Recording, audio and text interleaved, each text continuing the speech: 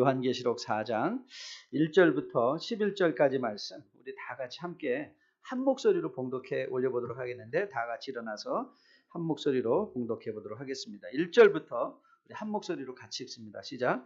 이 일 후에 내가 보니 하늘에 열린 문이 있는데, 내가 들은 바 처음에 내게 말하던 나팔소리 같은 그 음성이 이르되 이리로 올라오라.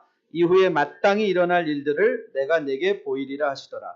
내가 곧 성령에 감동되었더니 보라, 하늘의 보좌를 베풀었고 그 보좌 위에 앉으신 이가 있는데, 앉으신 이의 모양이 벽옥과 홍보석 같고 또 무지개가 있어 보좌에 둘렸는데 그 모양이 녹보석 같더라.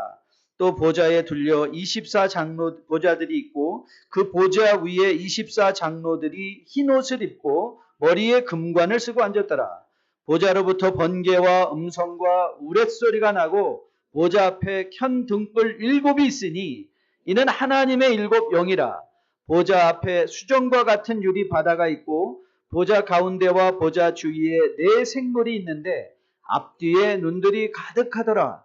그 첫째 생물은 사자 같고 그 둘째 생물은 송아지 같고 그 셋째 생물은 얼굴이 사람 같고 그 넷째 생물은 날아가는 독수리 같은데, 4 생물은 각각 6 날개를 가졌고 그 안과 주위에는 눈들이 가득하더라. 그들이 밤낮 쉬지 않고 이르기를 거룩하다 거룩하다 거룩하다 주 하나님 곧 전능하신 이여, 전에도 계셨고 이제도 계시고 장차 오실 이시라 하고, 그 생물들이 보좌에 앉으사 세세토록 살아계시는 이에게 영광과 존귀와 감사를 돌릴 때에 24장로들이 보좌에 앉으신 이 앞에 엎드려 세세토록 살아계시는 이에게 경배하고 자기의 관을 보좌 앞에 드리며 이르되, 우리 주 하나님이여, 영광과 존귀와 권능을 받으시는 것이 합당하오니 주께서 만물을 지으신지라. 만물이 주의 뜻대로 있었고 또 지으심을 받았나이다 하더라. 아멘.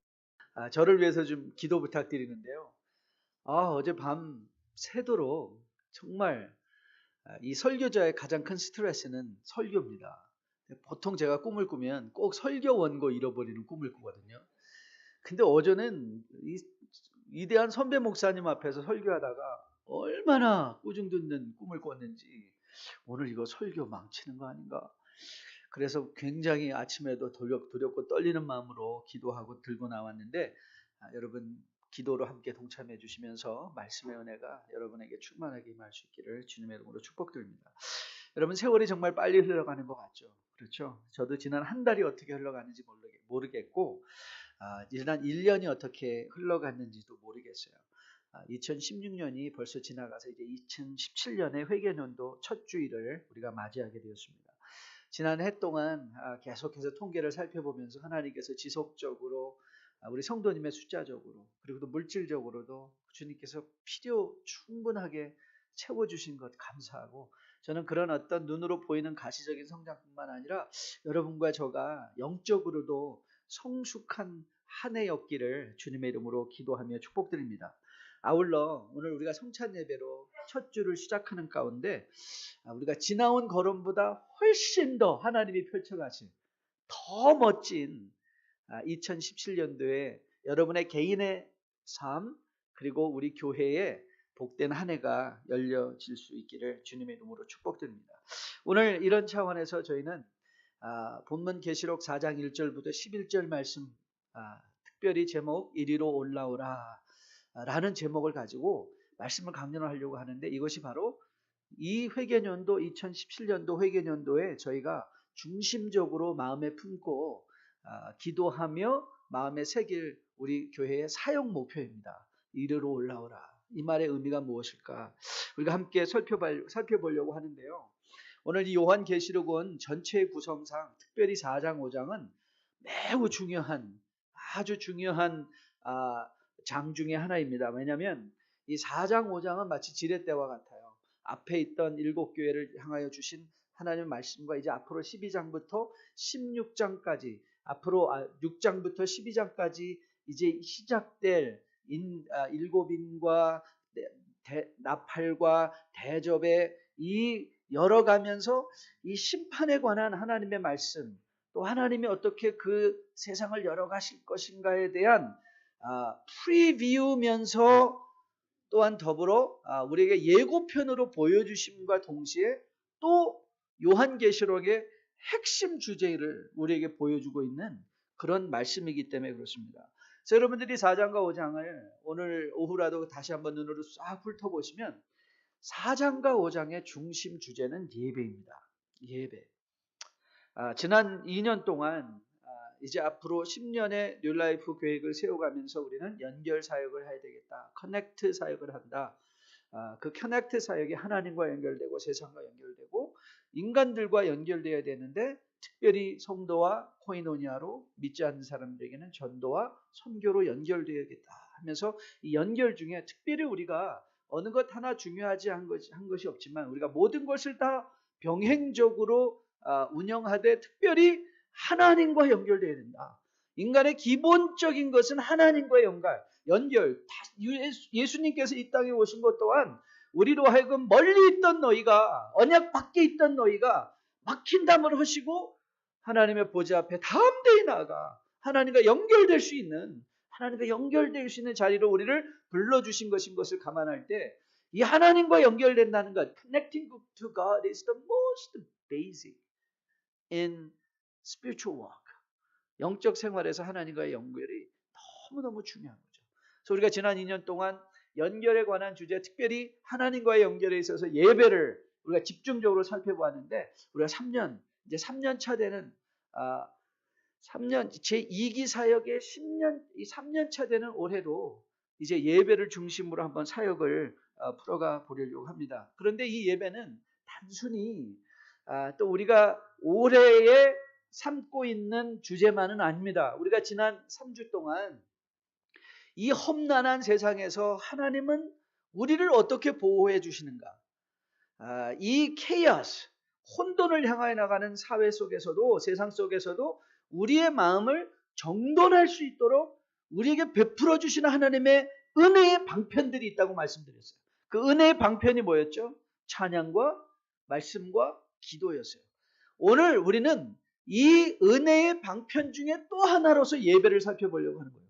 예배를 살펴보고 우리가 다음 주는 집회로 보내고 집회로 예배 드리고 우리가 한 번 더 다섯 번 은혜의 방편의 5번째 주제로 교회에 대해서 살펴보고 로마서로 이제 다시 돌아와서 로마서 3장 강론을 시작하려고 생각하고 있습니다. 그래서 오늘 저는 이 예배가 어떻게 혼란스러운 이 세상 속에서 우리를 지켜주는 하나님의 은혜의 방편이 된가? How does this worship becomes a means of grace protecting us, giving us order in our life, living in this chaotic world. 이 혼란스러운 세상 속에서 우리의 삶의 방향과 우리로 하여금 우리를 어떻게 지켜주는 하나님의 은혜의 방편인가? 두 가지를 살펴보려고 하는데 첫째는 도대체 예배의 의미가 뭔가? The meaning of worship.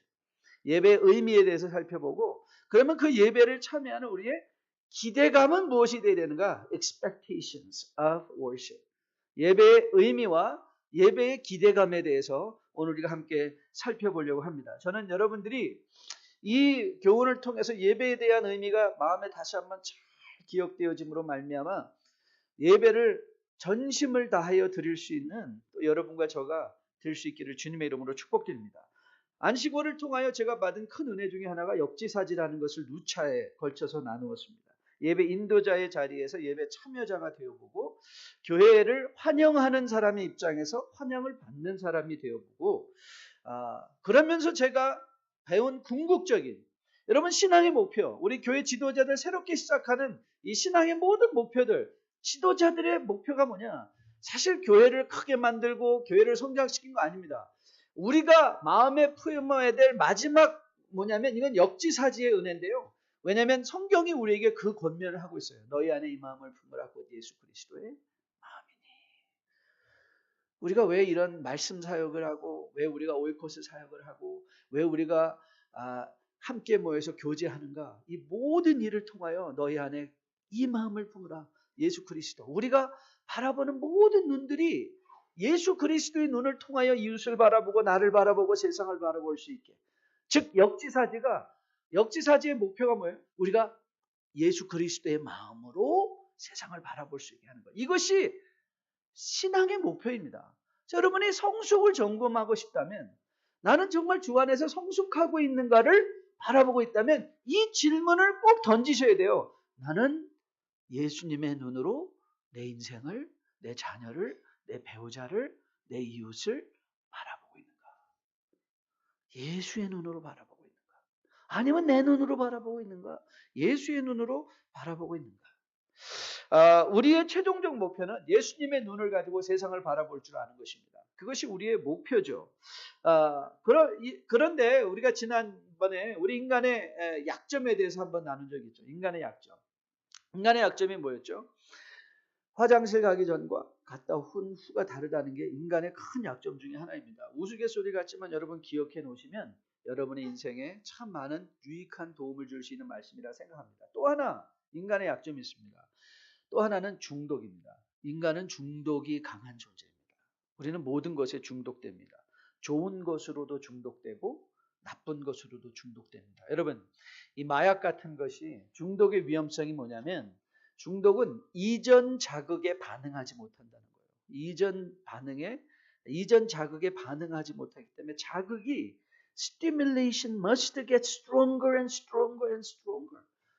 더 많이 맞아야 이전에 자극을 느끼니까 중독된 사람이 결국 마약으로 말미암아 피폐해져서 죽어가는 것들을 우리는 보게 됩니다. 여러분, 세상에서 우리가 가장 성도가 주의할 게 뭔지 아십니까? 성도가 가장 주의할 것은 세상에 중독되는 것입니다. 세상에 중독되는 것입니다. 구약의 역사가 우리에게 교훈하는 것이 무엇이죠? 구약의 역사가 우리에게 교훈하는 것은 하나님의 백성이 세상과 구별된 삶을 살아야 되는데 세상 안에서 세상과 같아졌는데 세상과 같아지다 보니까 세상이 원하는 자극들을 똑같이 원하더라. 세상에 중독되었더라.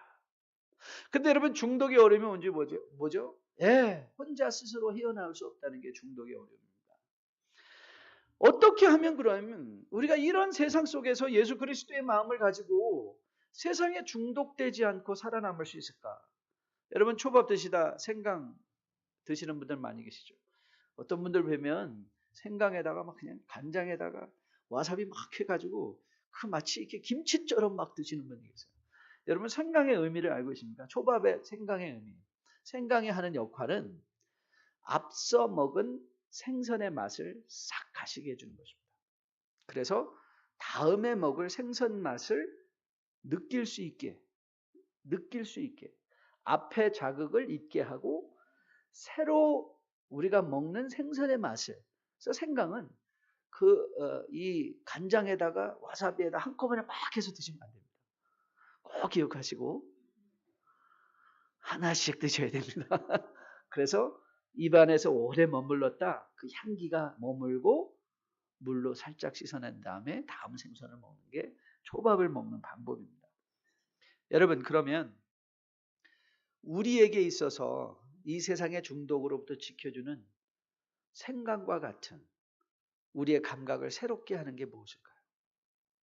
여러분, 1절을 우리 같이 한번 한 목소리 읽어보겠습니다. 1절 같이 읽습니다. 시작. 2일 후에 내가 보니 하늘에 열린 문이 있는데 내가 들은 바 처음에 내게 말하던 나팔소리 같은 금성이 이르되 이리로 올라오라. 이후에 마땅히 일어날 일들을 내가 내게 보이리라 하시더라. 이리로 올라오라. 여러분, 하나님이 요한 사도를 초대하고 계세요. Come up here. 여러분, 이것이 바로 예배의 원리입니다. 예배는 하나님께서 여러분이 세상에서 돌아가는 데서 초대하시는 거예요. Come. 오늘 우리가 이 공적 예배를 개설하고 오늘 우리가 8시 반에 뉴라이프 일부 예배를 드리겠습니다 하는 것은 바로 하나님께서 하늘의 문을 여시고 Come up here. 이리 와라. 이리 와라.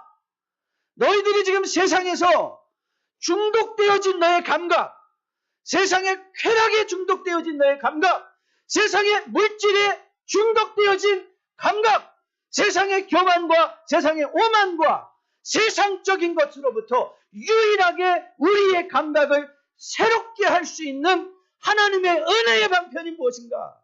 예배라는 거예요. 예배. 예배를 통해서 우리는 다시 한번 내가 어디를 가고 있는지, 나는 누구인지, 나는 무엇을 추구하는 인생을 살아야 되는지를 상기받는 것이 예배인 것입니다. 예배를 통해서 천국의 냄새를 맡게 하고 천국을 프리뷰, 예고편으로 본으로 말미암아 내 인생이 여기가 전부가 아니라는 것을 예배를 통하여 확인받은 후에 세상에 나가서 세상에 휘둘리지 아니하고 세상의 물질에 휘둘리지 아니하고 세상의 감정에 휘둘리지 아니하고 영원한 삶의 축복을 바라보며 십자가를 향하여 걸어갈 수 있게 해주는 하나님의 부르심, 이게 예배예요. 하나님의 부르심. 전 여러분이 늘 이 하나님의 부르심을 마음에 들으며 반응함으로 예배를 통하여 혹이라도 혼돈된 세상 속에서 나의 마음조차 혼돈해지려 하는 우리의 영혼을 지켜내고 오히려 여러분의 심령이 십자가에 고정되어 십자가 표대에 닿는 그날까지 믿음 생활을 잘 감당하는 뉴라이프의 복된 백성들 다 될 수 있기를 주님의 이름으로 축복드립니다. 그러면 이 하나님의 초대하심에 우리는 어떤 기대감을 가지고 반응해야 되며 돌아와야 될까? 자, 여러분 보십시오. 오늘 기가 막힌 말씀이 이 일 후에 내가 보니 거기에 뭐가 있다? 열린 문이 있다. 이렇게 적혀 있는 것을 보셔야 돼요. 열린 문. 여러분 구약에서 이 열려진 하늘을 여러분이 성경을 읽으신 분이라면 금방 떠올리시는 장면이 하나 있을 거예요. 그 장면이 어떤 장면이죠? 예, 창세기 28장. 야곱이 그 팥죽 한 그릇의 장자의 권리를 빼앗았음에도 불구하고 장자가 되었어도 그는 도망치는 신세가 되었던 거 기억하십니까? 그가 베델을 지나갈 때 하늘이 열리고 천사들이 사닥다리로 오르락 내리락 하는 것을 보며 베셀, 하나님의 집이다. 베스란 말은 한 집이란 뜻이거든요. 엘은 엘로힘 할 때 엘. 여기가 하나님의 집이구나. 하늘의 문이 열린 것을 보고 여기가 하나님의 집이구나 하였던 그 장면이 베델입니다. 그런데 여러분, 이 하늘 문과 관련해서 그 자리가 하나님의 임재였는데 여러분은 이 구약에 들어와서 또 이 말라기의 말을 기억하실 거예요. 말라기 선지자가 이렇게 1장에서 하나님의 음성을 대언하며 한탄하고 탄식했던 것을 여러분이 기억하실 것입니다.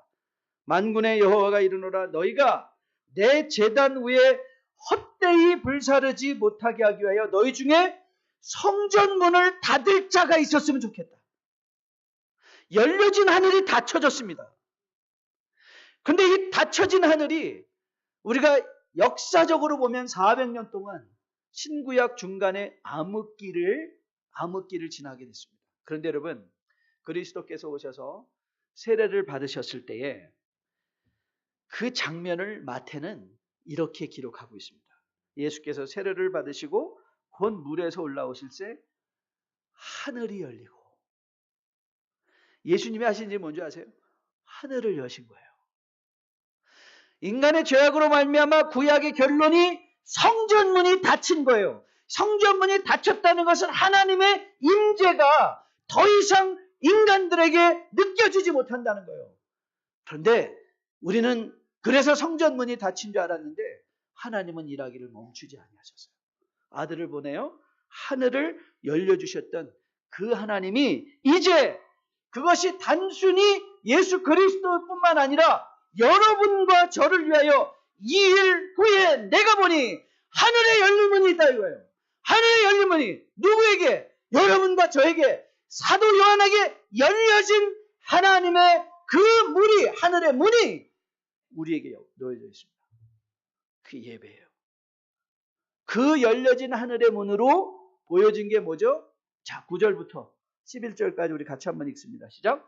그 생물들이 보좌에 앉으사 세세토록 살아가시는 이에게 영광과 존귀와 감사를 돌릴 때에 24장로들이 보좌에 앉으신 이 앞에 엎드려 세세토록 살아계시는 이에게 경배하고 자기의 관을 보좌 앞에 들이며 이르되 우리 주 하나님이여 영광과 존귀와 권능을 받으시는 것이 합당하오니 주께서 만물을 지으신지라 만물이 주의 뜻대로 있었고 또 지으심을 받았나이다 하더라. 뭐예요?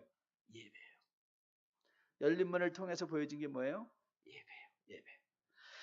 여러분 이런 장면을 펼쳐가시면서 하나님께서 이렇게 말씀하시죠. 이일 후에 내가 보니 열린 문이 있는데 내가 들은 바 처음에 내게 말하던 나팔소리와 같은 그 음성이 이르되 이리로 올라오라. 이후에 같이 읽습니다. 시작. 마땅히 일어날 일을 1절이에요. 마땅히 일어날 일을 뭐한다? 내가 내게 보이리라. 이게 예배의 기대감입니다. 여러분 하나님은요. 우리의 이단들을 보면요. 이단들은 어떻게 하죠? 하나님의 진리를 꼭꼭 숨겨놔서 자기만 한대요. 그래서 나한테 오지 않으면 하나님의 비밀을 알 수 없대요. 여러분 하나님은 그런 분이 아니십니다. 하나님은요. 이 비밀을 누구에게나 그리스도를 통하여 열어주시는 분이세요. 누구에게나 열어주시는 분이십니다. 마땅히 일어날 일을 우리로 알게 하시는 하나님이세요. 저는 이런 하나님이 좋습니다. 여러분 그렇기에 예배의 기대감, 여러분은 예배를 올 때 사람을 보러 오는 것 아닙니다. 저는 너무나 많은 안타까움이 있어요. 많은 성도들이 예배 끝나고 가며 하나님을 만나지 못한 사람일수록 무슨 얘기하는 줄 아십니까? 사람 얘기합니다. 사람 얘기합니다. 여러분 부부간의 대화 속에 여러분 차 타고 가면서 한번 보세요. 우리는 주로 무슨 얘기하나? 뭐 제가 꼭 생각나는 게 김집사밖에 없으니까. 김집사 옷 봤어? 아 오늘 교회 그 음식은 뭐야? 아 그 사람 좀 이상하대 요즘. 왜 저렇게 나대? 하나님을 만나지 못한 사람의 특징이 뭔지 아세요? 사람만 보고 가는 거예요. 여러분 인생의 가장 큰 비극이 뭔지 아세요? 교회 와서 사람 만나고 가는 거예요. 예수님을 하나님을 만나고 가야 돼요. 근데 여러분 하나님을 만난다는 게 의미가 뭘까? 하나님을 만난다는 것은요. 하나님의 마땅한 뜻을 알고 돌아가는 거예요. 누구를 향한? 나를 향한. 하나님의 뜻을 아는 거예요. 여러분 이런 차원에서 보면 우리 하나님 보러 왔어요가 아니에요. 하나님은 여러분을 보여주시는 분. 물론 예배를 하나님을 우리가 본다 하지만 그러나 여러분 진정으로 하나님을 만남의 행위는 마땅히 우리를 향한 하나님의 뜻을 알고 가는 게 예배인 거예요. 그렇다면 예배는요 단순히 여러분이 앉아서 드리는 수동적 행위가 아니라 여러분이 오늘 예배, 오늘 성경의 말씀, 오늘 찬양에 정말 높아지기 위해서는 먼저 낮아지고 그 모든 메시지가 우리의 삶에 나를 향한 하나님의 뜻이 무엇인가를 여러분이 능동적으로 고민하는 능동적인 행위가 되는 게 예배예요.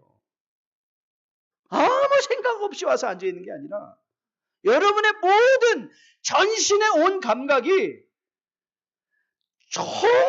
총체적으로 열려져서 민감하게 주님과 말씀과 기도와 찬양과 반응하며 우리를 향하여 마땅히 알게 하기 원하시는 그 하나님의 뜻을 분별하기 위하여 고민하는 행위가 뭐냐? 그게 예배인 거예요.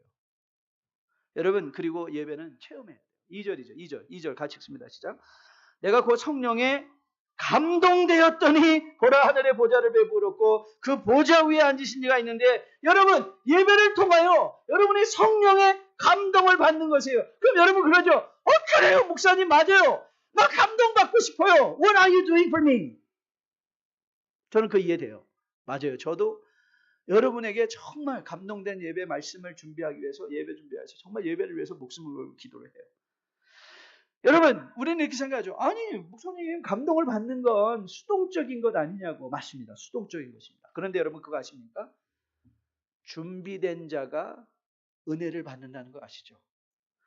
여러분 공부를 하고 싶은 사람이 공부를 하는 것과 억지로 하고 싶지 않은 사람이 앉아있는 것과 공부의 질 차이는 천지 차이가 난다는 거 아시죠? 여러분이 정말 성령의 감동을 여러분이 받기 원하신다면 여러분의 예배를 계획하셔야 돼요. 여러분 중에 얼마나 많은 분이 예배를 계획하고 여기에 오셨는지. 저는 여러분을 탓하는 것이 아니라 예배는 여러분의 삶의 현실 속에 계획되어지는 것. Worship must be planned in your life. 계획되어져야 된다는 것을 저는 여러분들에게 꼭 말씀드리고 싶습니다. 여러분들이 은혜 받기를 사모하는 마음으로 철저하게 준비하고 이전에 들어오는 그 준비한 것만큼 하나님은 우리에게 은혜를 베푸실 것으로 믿습니다. 여러분, 저는 강단에 서서 보면요. 사실 여러분도 지난번에 한번 약속한 것처럼 한 번씩 꼭 그런 기회를 드릴게요. 다 와서 한 번씩 서보세요. 그러면요 다 보여요. 지금 여러분들의 사실 영적 상태가 좀씩 보이는 것 같아요. 설교를 듣는 분, 안 듣는 분, 조는 분, 힘들어하는 분, 몸을 꼬고 있는 분, 다 보여요. 그냥 다 보여요. 그러면 저는 이런 질문을 던지죠. 왜 이런 일이 일어날까? 왜 우리 모두가 은혜를 받기를 위해서 사모하며 왜 예배에 정말 적극적으로 능동적으로 동참하는 예배를 못 드릴까? 여러분 지난 시간에 기도에 대해서 언급하며 스토튼 목사님의 말씀한 거 여러분 기억하십니까? 예, 우리의 기도를 막는 존재가 있다. 그게 뭐라고요? 사단이라는 거예요. 사단. 저는 요즘 하나님께서 이 사단에 대한 존재에 대한 의미를 자꾸 깨닫게 해주세요. 성도의 기도를 막는 존재의 사단이 있다. 여러분 또 한 가지. 성도의 예배를 막는 뭐가 있다? 사단이 있어요. 사단이 있습니다. 여러분 예배 드리다 보면 희한한 일들이 많이 있습니다. 갈등이 없다가도 부부가 꼭 교회 올 때 싸웁니다. 희한하죠? 저도 그런 경험 굉장히 많이 있습니다. 그래서 저는 아주 따로 옵니다. 제가 먼저 옵니다. 제가 먼저 교회에 옵니다. 아침 일찍 옵니다. 희한해요. 부부들이 꼭 이 교회 오다가 싸워서 평소에 잘 지내다가 그래서 예배 완전히 망치고 가는 사람 많습니다. 여러분 직장에 거의 늦는 분들은 별로 없거든요. 그런데 예배는 꼭 늦습니다. 괜히 이상하게 허둥지둥 되게 돼서 시간을 꼭 못 맞춥니다. 여러분 광고 시간에 조는 분 저는 정말 못 봤습니다. 광고 시간에 안 줍니다. 그런데 예배만 시작되면 조는 분들이 있습니다. 희한하죠? 정말 여러분 피곤해서 그럴까요? 정말 말씀이 재미없어서 그럴까요? 바빠서 그럴까요? 아닙니다. 여러분의 예배의 감동을 방해하기 위한 사단의 작전이 있습니다. 여러분도 작전을 세워야 됩니다. 여러분도 작전을 세워야 됩니다. 여러분이 작전을 세우지 않으면 사단의 공격을 이겨낼 재간이 없습니다. 여러분들이 기도로 예배를 준비하고 제가 여러분에게 가끔 간증하죠. 젊어서 제가 이 은혜 처음 받고 저도 너무 희한했어요. 이상하게 설교만 시작되면 졸린 거예요. 그때 제가 사용한 방법은 뾰족한 핀을 갖고 계속 제 허벅지를 찌르는 거였습니다. 정말 그랬습니다. 몇 개월 걸린 것 같아요. 졸려서 할 때마다 허벅지를 찔러가면 하나님의 말씀 들었습니다. 왜냐? 이것이 단순히 나의 육체의 피곤함이 아닌 것을 알았기 때문에 그렇죠. 여러분들이 아침에 여러분들을 화나게 하는 일이 일어날 때 여러분 단순히 이것은 나의 감정의 변화가 아니라 우리 가정을 공격하는 성령의 감동과 체험을 막으려고 방해하는 존재에 대한 인식이 있어야 온전한 예배를 드리는 거예요. 예배의 기대감은 그렇기에 우리의 예배를 방해하는 존재에 대한 인식이 꼭 있어야 여러분 온전한 예배를 드릴 수 있다는 것을 기억하시는 여러분 되시기를 주님의 이름으로 축복드립니다. 그러기에 예배를 계획하고 준비해야 됩니다. 오늘 하늘문을 여시고 마땅히 여러분이 행할 바 하나님의 뜻을 알려주시기 원하십니다. 그 하나님의 음성을 여러분이 듣고 가셔야 됩니다. 그리고 그것이 진정이 우리가 하나님께 듣고 보고 받아야 할 예배의 은혜인 것을 우리는 보게 됩니다. 그렇습니다. 우리가 하나님의 마땅하신 뜻을 알고 그 성령의 준비된 마음으로 성령의 감동으로 체험을 받고 그리고 우리가 기억할 예배의 기대감은 예배를 또 살아내는 것이죠. 여러분이 이 전을 나서면서 예배가 끝나는 것이 아니라 이 전을 나가면서 예배가 연장되어지는 거죠. 직장 생활이 예배의 연장이 되게 하고, 여러분의 사업이 예배의 연장이 되게 하고, 캠퍼스에서 공부하는 것이 예배의 연장이 되게 할 때 무슨 일 하든 죽게 하듯 하려는 우리의 자세. 예배는 오늘 주일에 한 번, 한 시간에 끝나는 행위가 아니라 우리의 매일의 삶의 현장 구석구석까지 연장되어 드려지는 것. 여러분들이 한번 상상해 보십시오. 여러분들의 직원 하나를 맞이할 때도 예수님을 맞듯이, 여러분들의 커스터머 한 사람을 맞을 때도 예수님을 맞듯이, 여러분들의 상사에게 일을 할 때도 예수님께 하듯이, 매일의 삶의 현실 속에서 예수님의 임재의식을 예배자의 자리로 살아간다면, 여러분, 우리가 이것 하라 저거 하지 마라, 구체적으로 율법을 들이대지 않아도 우리는 하나님의 인도하심에 따라 그리스도의 사신이 되어 하나님의 영광과 빛을 드러내는 주의 복된 백성들로 살아낼 수 있을 것으로 믿습니다. 바울은 디모데를 향하여 이렇게 권면했습니다. 망령되고 허탄한 신화를 버리고 경건에 이르도록 내 자신을 연단하라. 이 연단하라라는 말은 연습하라 이 말이에요. 연습하라. 저는 여러분과 저가 이제 하나님이 우리에게 주신 은혜의 도구들이 있습니다. 찬양을 연습하셔야 되고요. 말씀을 연습하셔야 되고요. 그리고 기도를 연습하고 예배를 연습하셔야 됩니다. 예배를 연습하십시오. 그래서 오늘도 우리의 눈을 가리고 예배의 은혜를 앗아가고자 오늘도 끊임없이 우리를 공격해오는 사단의 공격을 이겨내시고, 오늘도 여러분이 말씀을 통하여, 찬양을 통하여, 성찬을 통하여 하나님의 영광을 보았기 때문에 이제는 세상에서 함몰되지 않은, 세상을 이끌고 마지막 십자가 표대에 도달하는 그날까지 믿음 잘 지키며 살아낼 수 있는 뉴라이프의 거룩한 백성들 다 될 수 있기를 주님의 이름으로 축복드립니다. 우리 찬양하며 성찬을 준비하려고 하는데요. 내는 주의 영광을 보내 우리 가운데 계신 주님. 여러분, 하나님은 우리를 떠나 멀리 계셨던 적이 한 번도 안 계십니다. 우리 가운데 늘 있으신 하나님이신데 우리는 세상에서 살아가다 보니 세상에 중독되어 마땅히 봐야 할 하나님을 보지 못할 때가 많이 있습니다. 내 삶의 가장 어려운 순간, 다윗이 사망의 음침한 골짜기를 거닐 때라도 해를 두려워하지 아니한다라고 하였던 것은 왜 그랬습니까? 주의 지팡이와 막대기, 하나님의 임재를 그가 보았기 때문에 그렇습니다. 저는 예배를 통하여 그렇구나, 하나님이 나에게 알려주시기 원하시는구나, 말씀하시는구나, 예배를 통하여 하나님은 나의 관심을 갖고 계시구나, 나를 보고 계시구나, 내가 하나님을 보아야겠구나, 하나님의 뜻을 깨달아야겠구나, 그 영광을 보고 나면 세상에 무서울 것 없는 주의 백성으로 거듭나 세워질 것으로 믿습니다.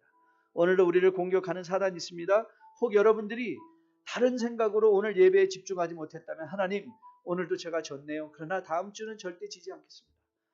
일주일 동안 준비하겠습니다.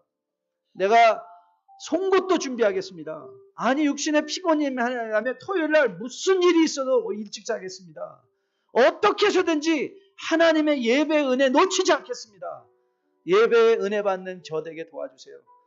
기도하며 오늘 성찬에 동참하는 여러분 됐으면 참 좋겠습니다. 주 약속 안에서 내